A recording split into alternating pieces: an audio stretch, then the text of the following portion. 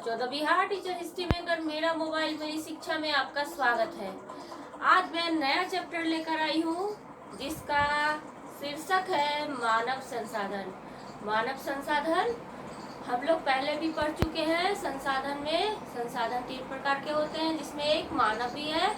तो आज हम लोग देखेंगे मानव संसाधन। तो मानव संसाधन इकाई 5, इसमें मानव एक महत्वपूर्ण संसाधन है। हमारे देश की आबादी अत्यधिक है और मानव की जनसंख्या के हिसाब से ही देश का विकास की योजना संभव है। क्या है कि मानव जितने होंगे उस हिसाब से सरकार योजना बनाएगी, उतने लोगों को वो योजना का लाभ मिल सके। इसलिए क्या होता है कि हमारे देश में या हर पूरे विश्व में जनगणना की जाती है। कितने लोग अभी हैं धरती पर, कितने लोग हैं इस देश में, कितने लोग हैं इस राज्य में, तो वो सब जनगणना के अनुसार पता किया जाता है कि कितने लोग हैं। तो वही जनगणना करके पता चलता है सरकार को कि अभी हमारे देश में कितने लोग हैं और अगर कोई योजना तैयार किया जाए तो कितने लोगों के लिए ये योजना लागू कर सकते हैं ताकि जितने लोग हैं उनको सारा लाभ मिल सके। तो इसलिए जनगणना किया जाता है। हमारे देश की जनसंख्या बहुत ज़्यादा है, अतः देश की जनसंख्या की गिनती कर उसका लेखा जोखा रखना पड़ता है। तो हम लोग मानव संसाधन में मुख्य 2 बातें सबसे जरूरी हम लोग जो जानते हैं, जनसंख्या और जनगणना। तो इन दोनों की परिभाषा देखते हैं हम लोग, जनसंख्या और जनगणना क्या है। तो सबसे पहले हम लोग देखते हैं जनसंख्या। किसी निश्चित क्षेत्र में रहने वाले लोगों की कुल संख्या जनसंख्या कहलाती है। किसी खास क्षेत्र में जितने लोग रहते हैं वो वहाँ जो लोग उपस्थित हैं और जो लोग रहते हैं, अपना पालन पोषण कर रहे हैं, तो उस क्षेत्र की वो जनसंख्या होती है।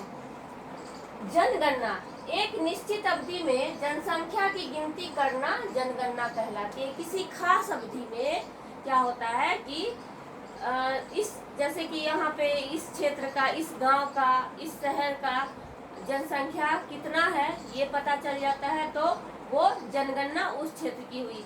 तो इस सब को जोड़कर पूरे देश की जनगणना निकाली जाती है। तो एक निश्चित अवधि में जनसंख्या की गिनती करना जनगणना कहलाती है। प्रत्येक 10 वर्षों पर एक बार जनगणना की जाती है, जिससे पता चलता है कि 10 वर्षों में कितनी वृद्धि हुई या कितना घटा, क्या हुआ, ये 10 वर्षों में पता चलता है।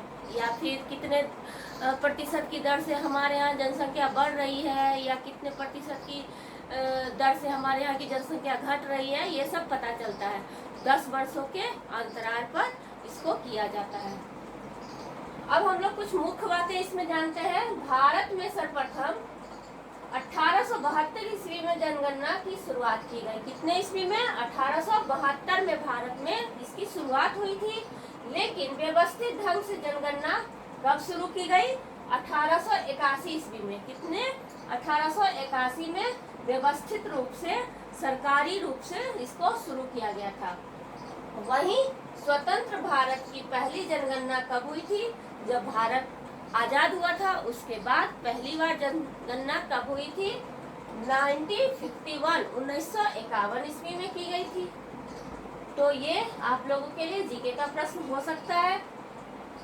अब ये हम लोग जानते हैं इसके सबसे महत्वपूर्ण बात, भारत की वर्तमान जनसंख्या कितनी है? भारत की वर्तमान जनसंख्या 136 करोड़ के लगभग है। कितना है? 136 करोड़। ये दिन ब दिन बढ़ती जा रही है। इसे रोकने की भी बहुत आवश्यकता है। इतनी ज़्यादा जनसंख्या रहेगी तो क्या होगा? जनसंख्या विस्फोट होगा, बहुत सारे गरीबी बढ़ेगी, बेरोजगारी बढ़ेगी। तो ये सब काफ़ी ज़रूरी है कि जनसंख्या पर नियंत्रण किया जाए। और एक दिलचस्प बात मैं आप लोगों को बताती हूँ कि कुछ जगहों पर जनसंख्या का जो जनगणना होता है वो रात के समय होता है। वो क्यों? क्योंकि दिन के समय में वहाँ पर सारी आबादी जैसे खाना बदोश कहते हैं, एक जगह से दूसरे जगह जाती है, कहीं जाती है, अपने कामों के मामले में एक जगह से दूसरे जगह जीवन यापन करने के लिए कुछ काम करती है, तो इस तरह से दिन के समय में वो नहीं मिलते हैं, रात में ही वो घर लौटते हैं, तो वहाँ पे उनकी जनगणना की जाती है रात में। और एक दादर और नगर हवेली जो है वहाँ पे जनगणना कैसे की जाती है, वहाँ पे कुछ लोग ऐसे हैं, जनजाति ऐसे हैं जो लोगों से मिलना उनको अच्छा नहीं लगता है, वो कभी लोग से नहीं मिलने की कोशिश करते हैं।